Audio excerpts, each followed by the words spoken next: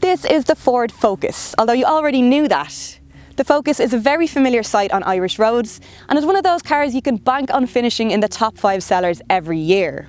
But why exactly is it that we love it so much? That's what I'm here to find out. The Focus is not the most spacious car in its class. The boot is considerably smaller than the Volkswagen Golf and Opel Astra, and in actual fact at 316 litres is smaller than a Skoda Fabia, which is technically in the class below. Space in the back is what I would call typical, in that it's neither hugely spacious nor in any way small.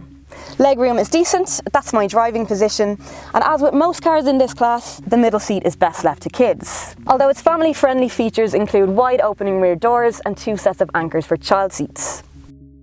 As for the front, well, to start with, it's very comfortable. You've got a great driving position with plenty of adjustment. Storage compartments are good, you've got somewhere to put this, and this, and this. This is the ST line, which is a high-spec model with a few nice extras like a body kit on the outside, 17-inch alloy wheels and some upgraded styling inside too, including a flat-bottom leather-wrapped steering wheel, an aluminium gear stick and sport seats. So it's a good-looking car both outside and in.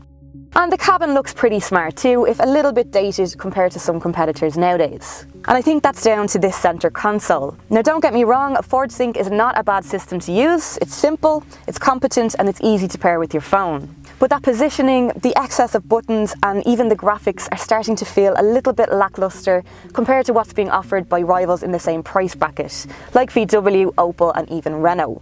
So if it's only average in all of those areas, then why is it still so popular? And the answer, it seems, is quite simple in the end. It is tremendous fun to drive.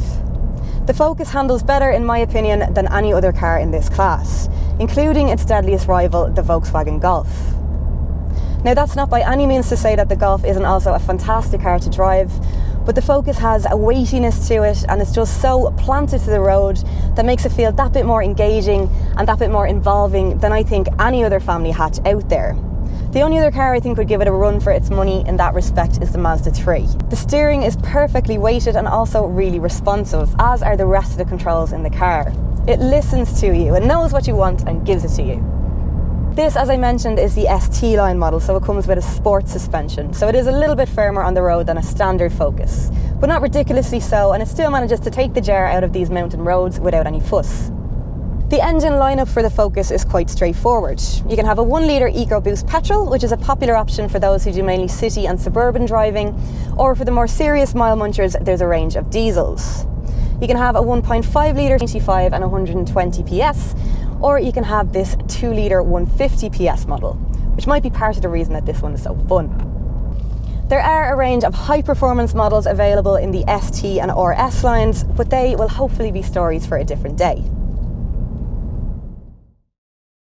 Trim levels are a little bit more complicated. Entry-level models are called Style and come with alloy wheels, manual air conditioning, a leather-covered steering wheel and Ford Sync. Mid-range is Z-Tech and that adds upgraded styling, sport seats and sport suspension.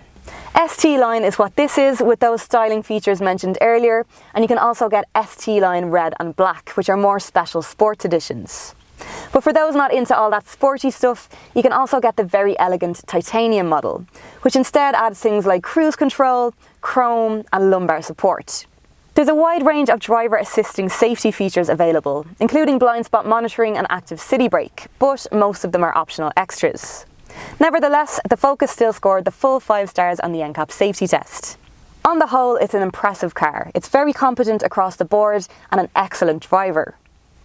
However, it hasn't been updated since 2014, so it's well into its facelift at this stage, and the infotainment in particular is well due a refresh. It's one of those cars that will come down to priorities really. But given their excellent reputation for reliability and constant demand on the used market, you won't ever go too far wrong with one.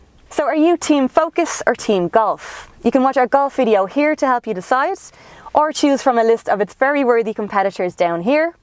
And if you'd like to see more videos like this one, don't forget to subscribe here. I'm Sinead for CarsIreland.ie.